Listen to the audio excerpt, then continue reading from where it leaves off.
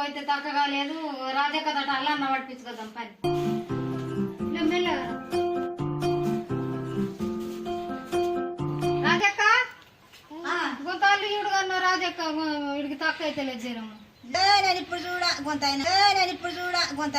ఏ కొంత ఈడు కదా ఈడు జ్వరం వచ్చింది బాగా అన్నాడు ఏమనే చూస్తా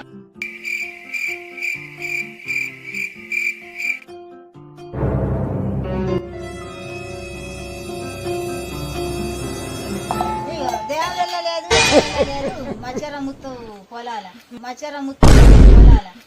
దానిక జిమ్మల కోతాడు ఎండ్రికాయల కోతాడు తెప్పకు ముడుపు వచ్చి